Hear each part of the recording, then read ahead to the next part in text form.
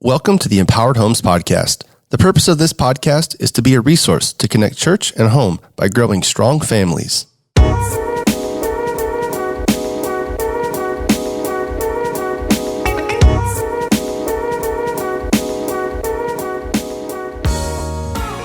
Hi, I'm Bobby Cooley. On today's show, we are going to be discussing technology and your family. We'll be talking about filters and safeguards for your home, but more importantly, we are going to be discussing how to have strategic conversations with your kids.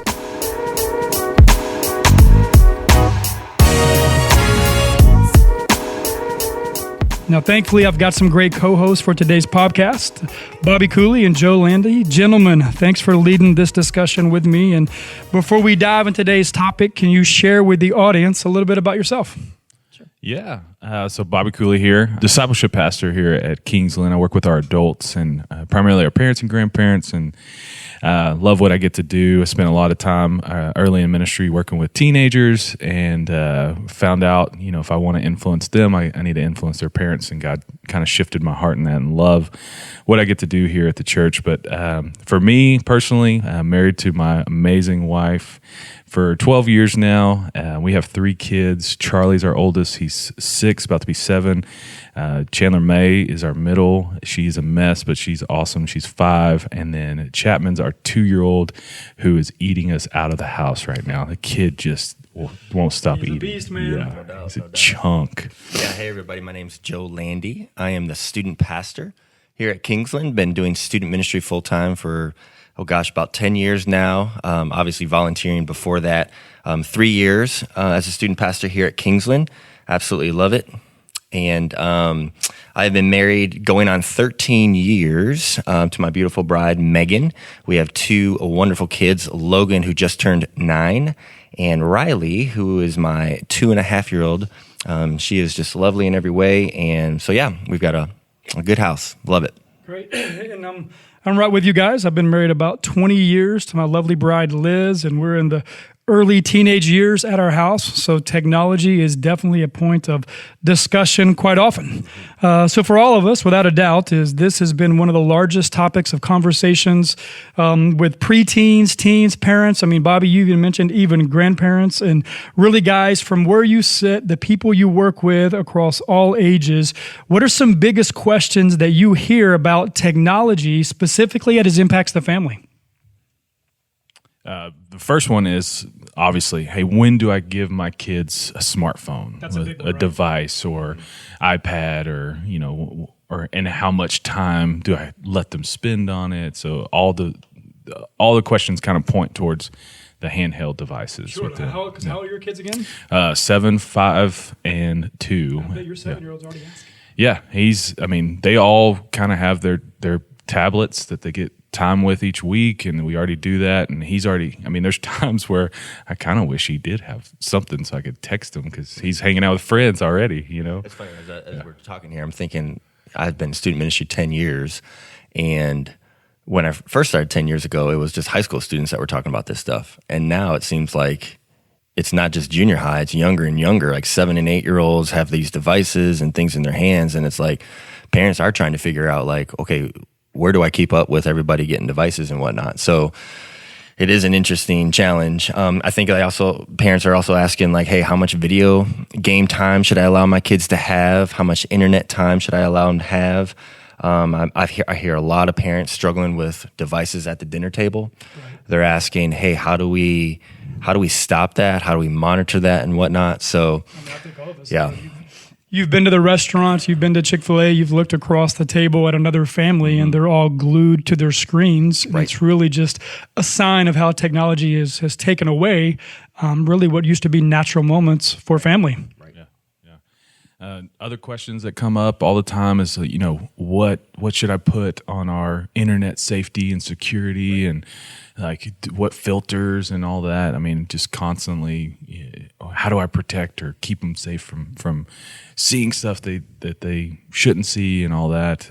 Definitely a huge conversation piece with our parents, and Yeah. Right. So as we continue, just, for our audience, listeners, we want you to know You're not alone. Like we sit here and we are struggling with these same questions and we're going through these same things. And so today, what we want to do as we look at technology in your family, we want to look at 4 choices you can make in your home that will help you kind of tame this technology monster. And we'll start off, Brad.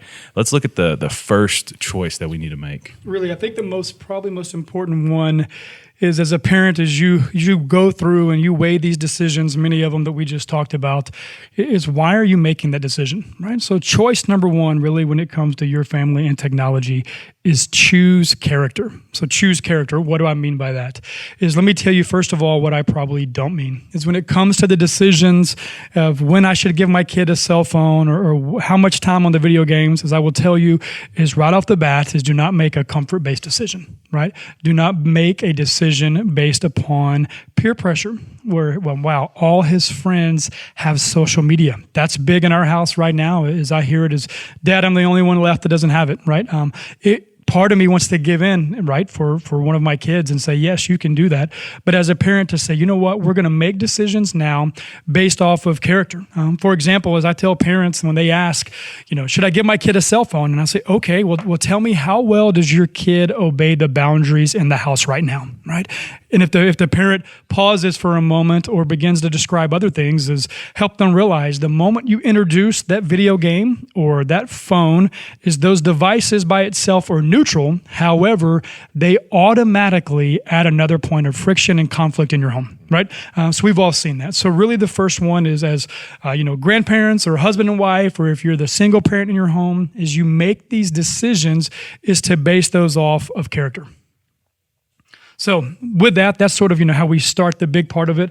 Is now we're going to roll into some practical sort of tips as it comes to a couple of the other choices that we have. And so Joe, I know, in student ministry, is you talk to parents a lot about this a lot. Why don't you give us another choice that parents can make? Yeah, the second choice, I think that we've talked about a lot with parents, is structuring space and time.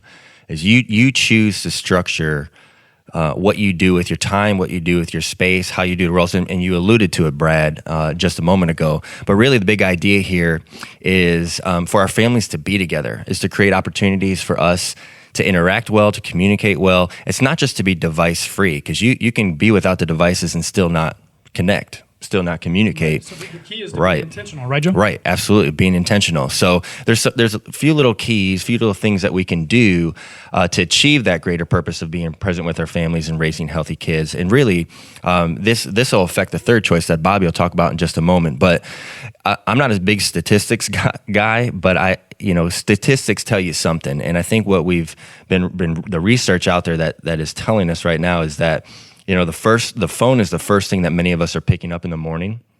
I know I struggle with that many, many times. I'm sure a lot of our listeners, people listening to this right now, they struggle with that. When our kids get home from school, they spend quite a bit of screen time, whether it's YouTube, internet, phone, games, whatever it is. They're spending a ton of time. 40% of parents say electronic devices are a disruption at family meals. Almost 50% of parents do some type of screen time before bed. And so not only from a kid's perspective, but from a marriage perspective, you can imagine how that plays into that and affects marriages. And of course, 70% of teens, preteens, and teens sleep with their phone by their bed. And that's probably the most scary statistics that I see out there, is allowing our kids to have their phones all the time with them and unfettered access to the outside world to our kids. So we'll talk about that in just a moment. But I believe none of us want this. None of us want those types of distractions. And if we as parents are the primary disciple makers of our kids, if we as parents are the primary influencers of our kids, we must realize, screens and technology can become a huge hindrance from us being present and intentional with our kids, like we just said, Brad. I love this quote from Paul David Tripp. He writes it in one of his books called Parenting. He says, "Parenting is either a thing of the highest treasure to us and demonstrated in our choices, words, and actions every day, or it's not." And you alluded to it in the first choice, Brad, about not making comfort-based decisions. Our kids are worth these hard decisions. Absolutely. And so the good news is it's not complicated. We can find, we can make small strategic, choices in how we structure space and time. And really, I'll give you 5 quick ones. And Brad's great at some of these. Bobby can chime in on some of those. But 5 practical tips would include, number 1, wake up before your devices and make them go to bed. Brad, make them go to bed before you do. Brad, this is something that your family does really well. You want to share about that? Really, Joe, I think based upon all those statistics that you just tossed out there, is as a family, we realized we didn't want to be that family. And so there's quite often as I can come home from work and we have dinner, and then our downtime for a little bit is everyone's on their device. And that's not what we wanted. And so as Ryan Rush always says, is what was meant to be natural now needs to be intentional. So for us, for waking up before our devices is really number 1, our kids do not have devices in their room, but we make our devices go to bed before us. So say, for example, my kids' bedtime's around 9:30. 8 o'clock, phones are gone. Phones are put in our charging station. They're plugged in. Same for our adults. So Liz and I are putting ours up. And what that means is now we have an hour and a half of uninterrupted family time. And same thing, when we wake up before our devices, what does that mean? Is for all of us is the first thing is we're not going to grab that phone. So what does this look like for my kids? Is typically they're heading out the door a little after 8 o'clock for school. 7:45, they can grab their phones, right? So as they head out. So it's not the first thing. They're not looking at all those text messages and immediately that's the first thing on their mind. So our devices, we wake up before they do, and our devices go to bed before we do. Brad, do you have any pushback from your kids on that? Absolutely, right? Absolutely we do, right? Especially, during March Madness, my son's trying to keep track of his bracket. And what's tough too, guys, is we've talked about these choices. These boundaries are for parents too, right? And so quite often it's Liz reminding me, okay, close your laptop. Right. You need to put your device away as well. So yeah, definitely push back. But what we've seen is, as we walk through that hour and a half of uninterrupted family time, I'm not trying to fill it with an hour and a half devotion. Sometimes it's a family activity. Sometimes we're just sitting there talking. Sometimes we're watching TV and discussing what's on TV together. So it doesn't have to be something forced. Well, that's interesting because that leads into the second tip I have here. The first one is wake up before your devices and put them to bed before you do. The second thing is use meal times, especially dinner time, to reconnect and recharge your family. And something you just said, Brad, I think all of us need to hear as parents, we need to go first on this. So if I'm taking phone calls or checking my text messages at meals, what does that permit my kids or model for my kids to do, for them down the road? And really, as I'm thinking about this, even at meal times, you're really, I would challenge us to time how long of our meals really are. Yeah. I would venture to say they're no more than 30 minutes. Tops. But you can have real intentional face-to-face time with your family over a meal. But if your face is stuck in a phone, that hinders that so much. So meal times are huge. Breakfast, lunch, dinner, whatever it is, use those to your advantage. Put those phones away in the charging place, in a basket, but model that for your kids. The third tip is use car time for conversation. One thing I've started to do recently with Logan is I'll intentionally put the phone in the glove box in front of him because one day he's going to be driving and I want him to know hey, we don't mess with our phones while we're driving in the car. And of course, think about the mornings, the nights, meal times, and car times. In my experience working in student ministry, I hear again and again from parents, those are actually some of the biggest times for intentional conversations where your kids open up right before bed, over a meal, or in the car, especially in the car because they're a captive audience. Fourth, have a family charging station for all devices in your room, parents. In your room, not outside in the family room, living room, or whatever, but in your room. Again, I go back to that scary statistic. 70% of kids are sleeping with their phones by their bed. Parents, if there's one thing you can do practically, please do not let your kids sleep with their phones. Number one, it keeps them up at night. They lose sleep. But number two, they have unfettered access. Brad, that's one thing I've heard you say, that as you explained it to your kids, how that goes. Yeah, absolutely is kids are naturally going to push back. We understand that. And so I think especially as they get older, it's important to give them the reason why. And talking with my boys about this is I told them, I said, guys, if someone was to break in our house, would you want me to protect you and protect mom? Without a doubt, they said yes. And I talked about the means I would have to be able to do this. and explain to them is I also need to protect them from the non-physical threats that could come in our home through TVs or through devices. That's good. And so with that is they don't need access to their phone at night. I can't think of a reason that they would need that, but I can think of a lot of benefits with keeping them in our room and in our bathroom in a charging station overnight. Yep. That's so good. And that's really the fifth thing. The fifth practical tip that we have is using a phone basket when friends come over. Brad, this is something that I've heard you talk about that you do real well. And honestly, I feel like it's something that's second nature now for your boys and their friends when they come over. They just know when we go over to Flurry's house, we're putting our phones in a basket, and that's the way it goes. Right. What's interesting is sometimes the kids who push back will be mine because they're afraid of telling their friends this, but their friends know now, and what's interesting, it actually frees them up, right? So the kids don't feel that they have to spend forever on their phones. Now, there's times that maybe they're outside doing something and they want to record some funny, basketball video clips or things like that. So it's not a black and white rule. There's times they'll use it for certain funds, but it's interesting to see a group of 14-year-old boys, 6 or 7 in the living room without their phones, and they're being those goofy kids, and I've told my wife, I said, when we have this rule, understand things will be broken in our home, right? and that has happened. We've had to repaint and touch up because they're now using their energy in another way, but I've had friends that have daughters, and it's the same way. But allow them to be friends, take that pressure off of them. So friends come over, and the same things, if their friends spend the night for the evening, or we have some type of event, guess what? Their phones go in our room and the charging station as well. So these are boundaries we have as a family. We've talked through them. We made sure we shared them with anybody who comes in our home. Yeah, so again, those are 5 just real simple, practical tips that you can probably start doing tonight when you head home. And again, it's not just about being device free. It's about creating those intentional moments, communicating with your kids, building relationship with them, because we're the primary disciplers, primary influencers in our kids' life. And I'll end with this quote before I kick it over to Bobby for our third choice is, the people that will care the most that you have ever existed on earth are living in your home. I heard that quote, I think it was from Dr. Steve Jones actually here, and it's always stuck with me because those are the most important. But speaking of that, Bobby, what's our third choice about being present? So our third choice that we got to make when we're talking about your family and technology is as a parent, as the primary faith trainer, for you have to be present. There's a quote, and he says, don't let your future steal your present. A lot of times we can find ourselves with work constantly having access to us that we can get emails or text messages and all that stuff.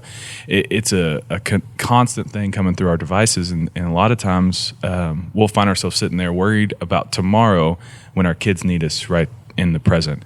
And one of my least favorite things that my wife says to me, and it happens not as often anymore because I've tried to be intentional, but she'll look at me and say, hey, do you hear Charlie? Because he's talking to you. And I've been glued in my phone doing emails or whatever, and I'm just not even paying attention to him. And it just hurts my heart every time she says it. And so our presence matters. Our kids pay attention. And I asked Charlie, would you like for Dad not to be on his phone a few months ago? And he said, please. He was on it. He was like, yes, I don't want you on your phone. And so being present is a choice that we have to make every single day. Bobby, I think you hit the nail on the head because, when we talk about, implementing some of these changes in our home with technology, is naturally, if we follow this, it's going to give us time back that we didn't have. So what do we do with that? Do we fill it with something else? Is a good friend of mine, a mentor really of all three of us sitting at this table, is a gentleman by the name of Terry Sal. Yep. And we were talking with him once, and he said, really, I try to be a yes dad. There's so many things I'm having to say no to, especially as my kids grow up and they have those boundaries of those opportunities when, my kids or your kids or Charlie looks at you and says, hey, Dad, let's go outside and hit a baseball, right? I mean, use those moments to be present, to be a yes dad. And it's the same thing for moms and the others. So, Bobby, I think that's great. The challenge of don't just put your phone down, right? But be present. Be present, and it's a choice, and it's a hard choice for a lot of us. And this is one that I see a lot of parents that struggle with because they have just their own technology. So 2 things for us to think about when we're being present. The first one is just be mindful. having mindfulness, it simply means paying attention in a particular way on purpose in the present moment. So how are we being mindful of walking in our homes of saying, okay, I'm going to give everything I have to my kids right now, and being mindful of saying, at the dinner table, we are doing this. I'm going to be intentional on purpose, and being present. It takes work, because mindlessness happens when I'm just sitting there watching fishing videos on Instagram, and my kids are running around. And hours gone by. Yeah, right? and I don't even think about it. So be mindful. Don't be mindless.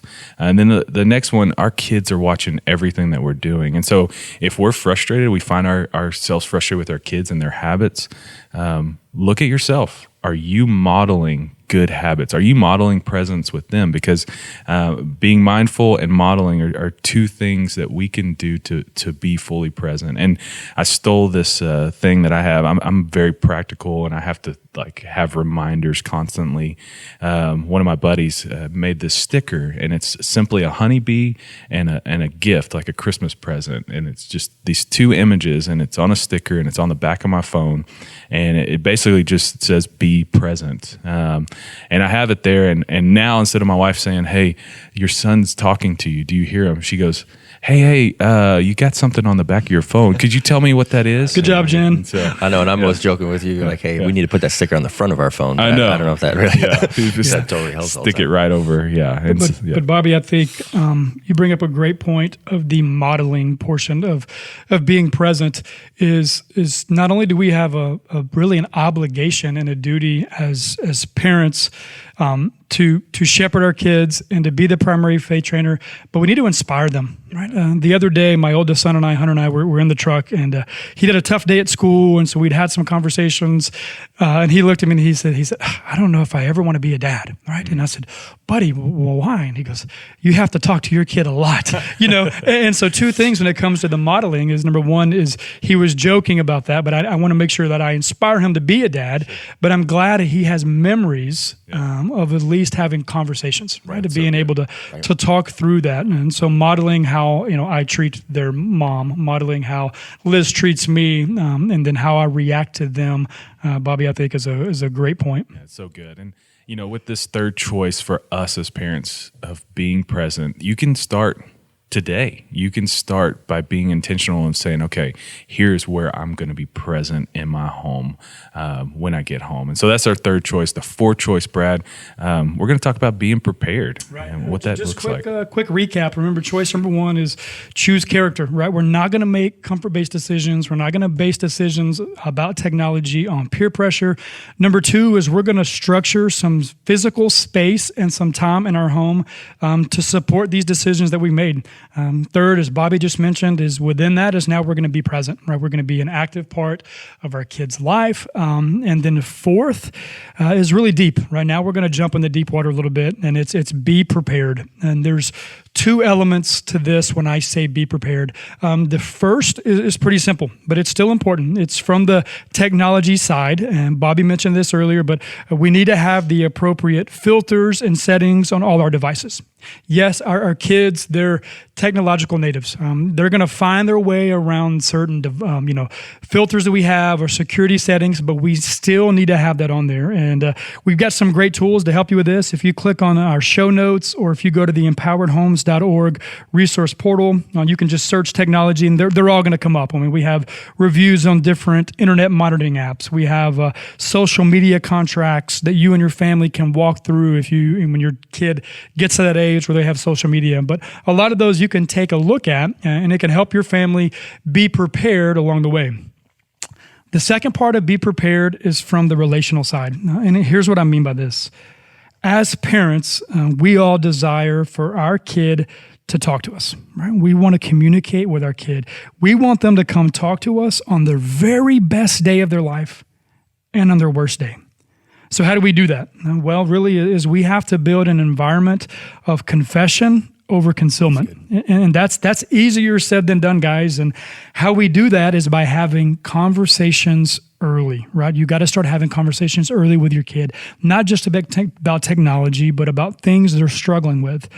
Letting them know that when they, do see something inappropriate, or, maybe they click on the link they weren't supposed to, and they continue down that rabbit hole, that they can come and they can share that with us. But with this, we as parents have to be prepared for this. And Joe, I know we talked a lot with parents about when we build this environment over confession, with confession over concealment, there's something that you always help parents be prepared with, and that's what you call the 10-second principle. Why don't you tell us what that is? Yeah, I've shared this a lot over the last couple of years, but I had a conversation with a student, I think it was like 2 or 3 years ago, and I was getting ready to teach a milestone class for parents. I forget what the milestone class was exactly about, but I asked the student, hey, if you were going to give up a parent one bit of advice, what would it be? And this young man had been going through some difficult stuff, actually gotten some legal issues, and a long story short, but he said to me, you know what, if you could tell the parents in that room this Sunday, hey, when your kid tells you something, whatever it is, just be patient with them. Don't freak out. Don't freak out. Don't freak out. Those first 10 seconds. And I've never forgot that, because I'm always monitoring, even when my own kids, Logan will say to me all the time, hey, Dad, can I tell you something? And the first reaction I'm always saying is, always, buddy, what's up? And the first 10 seconds, our reaction to our kids is going to tell them whether we're a safe person to come to or we're not. Man. So those first 10 seconds, parents, if they come to you with something heavy, something big, whatever, and your first reaction is like, oh my gosh, what are you doing? What are you doing? Blah, blah, blah. And you don't seek to understand the whole situation. You don't meet them with grace. Really, parents, we got to understand it probably took our kids a lot just to come to us, whether it was good or bad, to share that with us. If our kids are talking to us really about anything, it's probably important to them. Now, I know a lot of times, when they're little, they're talking about Legos or something, seemingly silly, but in their world, it's important. So whether it's a heavy item or whether it's something that's either that they want to celebrate, our first 10 seconds are going to tell them whether, hey, yeah, mom and dad really want to hear from me. They really want communication with me. So I've never forgot that from them. Yeah, I know, Bobby, you have taught us before is quite often the kids will come to you and you may be screaming in the inside, right? Yeah. And what I love is you'll tell parents, just stay calm and just say 3 words, tell me more, right? And then you just continue down that path. Like that. But tell us a little more about that, Bobby. Yeah, and that phrase, if you have it in your head already thinking through it, because the reality is a lot of times the Holy Spirit's doing a work in your kid. Mm-hmm. And so they're coming to us with something on their heart. And it may be something huge that's exciting. It may be something that just is heartbreaking. But whatever they come to us with, that first 10 seconds is going to determine whether they're going to have your full attention. They're going to have your full heart. They're going to have everything. Right. And so instead of us just going off of jumping to conclusions, or I got to fix the problem. I'm a fixer. I'm like, okay, here's what we got to do. Blah, blah, blah. Here's a plan of just simply slowing down and saying, okay, tell me more. Tell me, let's process. Tell me what's going on. Tell me who's involved. Tell me more about this Lego video game that you beat this level. I don't care. And it's boring me to tears, but I'm giving you my attention right now because you're excited about it. And so hopefully the next time they'll want to come to us. And so those 3 little words are huge. Tell me more. Yeah. Part of being prepared is, I know, guys, we've talked about and we've shared with parents. Bobby, is another way that we can be prepared is really to be proactive, right? It's almost a little bit of preventive maintenance. And I know you call it role modeling. So why don't you tell us what you mean? Yeah. So me and my wife, we like to role play. Not that kind of role playing, but had to throw that one out there. We role play scenarios with just talking through. Like a few weeks ago, I just said, okay, our son, he's going and hanging out with friends' houses. He's spending the night with his buddies. All right, Charlie comes home and he tells us, hey, I was at my friend, Frank's house, and Frank had his iPad and he showed me something, and it was inappropriate or whatever it was, use your imagination. And so me and my wife said, okay, that happens. Charlie comes to us. All right, what do we do? And so we started talking through like, do I choke him like Bart Simpson or, like around the neck or like what? Totally forgot the 10-second principle. I forget the 10-second principle because, it's nice to talk about these 10-second principles and all this stuff. But when you're in the situation and really it's happening in front of you, like how do you do it? So role playing for us is we get to kind of process through that. Now, we went through every different scenario, every different situation with that. And we really didn't have a final conclusion. And we really don't have it all figured out. But what it did for us was it allowed us to think ahead because it's not if, but when. Charlie's going to come home and tell us he saw something. It's going to happen. And what's great is you can also do this with your kids, right? Yeah. So Joe, tell us what do I mean by that? Yeah, that's good. So, I mean, absolutely. And don't think this is all negative stuff. Like if your kid brings you something heavy, oftentimes I'm asking Logan as I'm dropping him off to school, again, that car time, that intentional car time is huge. And when I drop him off to school, sometimes I'll give him a little scenario. Hey, Logan, let's just say you're on the playground today and you see a young man pushing a girl down on the playground or someone getting bullied. What would you do? And I'll just randomly ask him situations that he probably will come in contact one day. And it gives me a window into his heart. Like what does he really think? Has he even thought about that? But two, I'm hoping it's priming his reaction speed if he does see that, like, oh wow, we've talked about that. Here's what I should do. I should go and help. I should step in that situation because you don't want your kids blindsided. So a kid's getting bullied. Hey, if somebody shows you something on their iPad that you think is like weird and inappropriate, what would you do? And really what I'm hoping that he says is like, well, I wouldn't look, number one. And number two, I'd probably come home and talk to you about it, or I'd say something like that. Or, I just want to encourage him not just to like put the guards up and everything, but I want to teach my kid to be a leader. I want to teach him to be, an influencer with other friends and stuff like that. So I want it to be a positive thing too. Yeah. Right. And parents, as we talk about, role modeling and talking this through is, I know for one thing for Liz and I is, and it's probably going to be the same for many of you listening out there, is your child may be more comfortable coming to one parent than the other. Right. I know there's some things that my oldest son, he doesn't want to talk to mom about, right? It's weird for a 14, 15-year-old to come to mom and talk about something he may be struggling with. So there's times that he'll come and he'll say, Dad, if I tell you something, will you not tell mom? And I'm like, buddy, I'm going to tell mom, but go ahead and tell me anyway, right? And we joke about it, and he can share certain things, but for parents to be okay with, maybe the daughter just wants to talk to the mom, or the son wants to talk to the dad, or vice versa, being okay with that, because the key is they're talking to someone, or they're talking to someone within your family. Yeah, and being okay with that, and also just being on the same page with your spouse is huge. I've had so many conversations with dads who mom found something on their kid's computer or whatever, and mom's like freaking out, wants all these deals, and dad's like, that's just what boys do, because they've never had the conversation, and they've never really communicated what their role is going to be in this. And so it's huge for spouses to be on the same page with all of this. Absolutely. And so guys, that's what we mean by be prepared, is regardless of the age of your kids, whether they're in high school now and you feel like it's too late, is you can still start with all of this. Trust me, your kids are worth it. Now, sort of closing things up is what we want to do is, we talk about that environment of confession over concealment. We talk about, you want your kids to come talk to you, and parents quite often say, but my kids don't. And then I'll ask parents, well, what kind of questions are you asking them, right? Are you initiating the conversation, or are you waiting for them?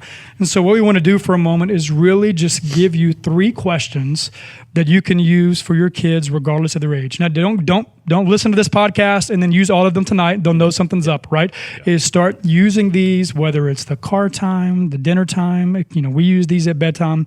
But 3 questions that you can use to help you get a better glimpse at their heart. Bobby, why don't you start? Question number 1. What is your biggest struggle you're currently facing? Like, what are you struggling with right now? And just having thrown that into conversations allows some great insight, because it makes them think, okay, there's stuff going on.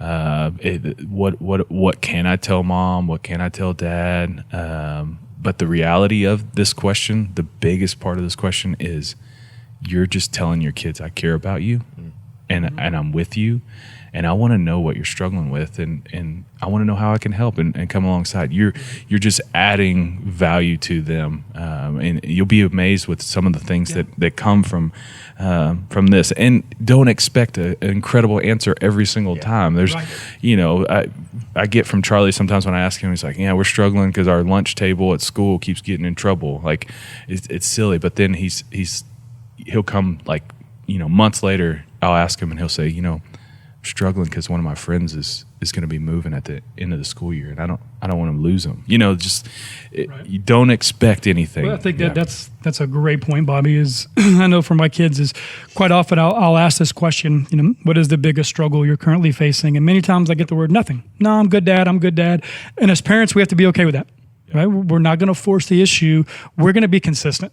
Right, we're going to have that spiritual gift of consistency where we're going to continue because you know what? Then other times is you ask the question and you get, Dad, man, I'm really struggling with all the profanity I hear at school in the locker room. Right. It doesn't even bother me anymore. Or, hey, Dad, I'm struggling with, some things my friends are doing. And so as parents to know is you're not going to get, the great answers all the time, but you keep asking that question, they're going to know you're a safe place, right? And so you continue that. So. Yeah, so like that question is a great one, and I think what we're trying to do is cultivate environments for our kids to know, like, hey, we're asking, we're interested in what's going on. And I think especially I work with teenagers and stuff. Teenagers will mull stuff over and think things through for a very long time. Yes. And they will need to muster up the courage, because if you've asked them, wait, what's your biggest struggle that you're currently facing? And you've asked them that repeatedly, and they've got something, the first, like you said, Brad, 6 or 7 times, they may give you nothing.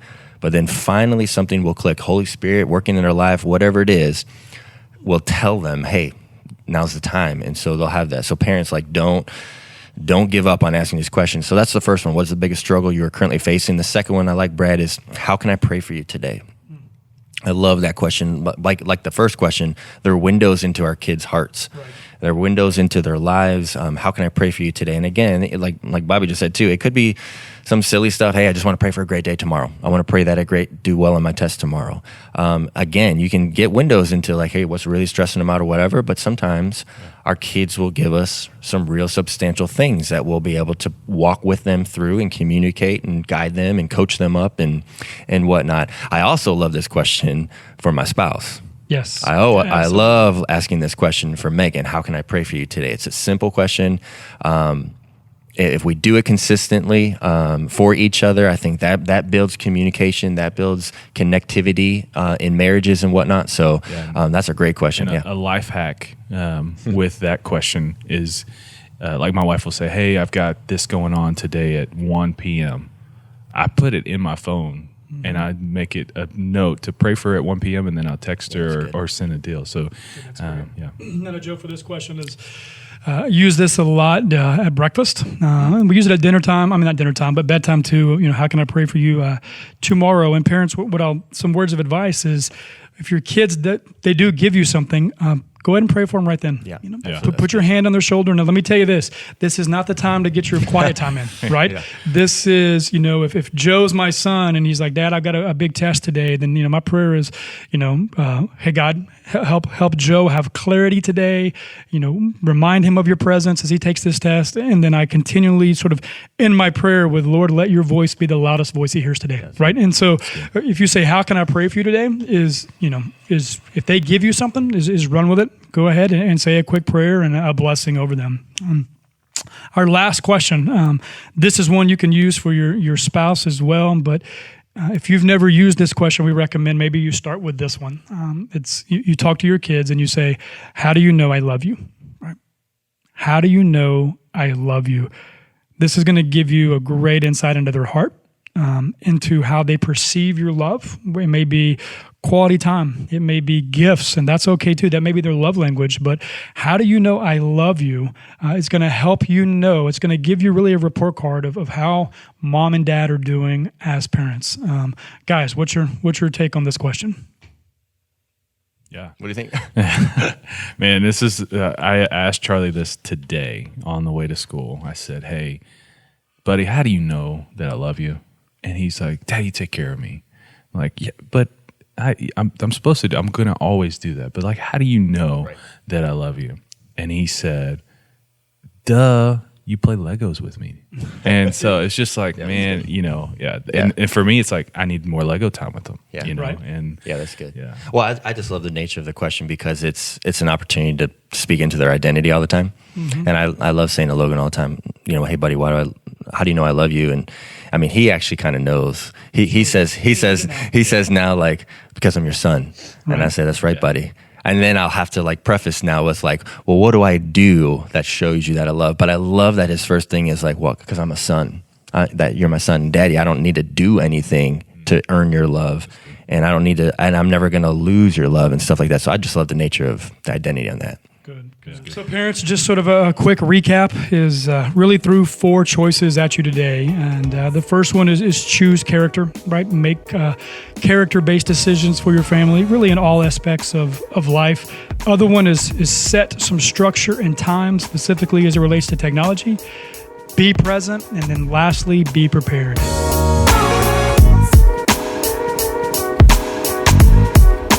Thank you for listening to the Empowered Homes podcast.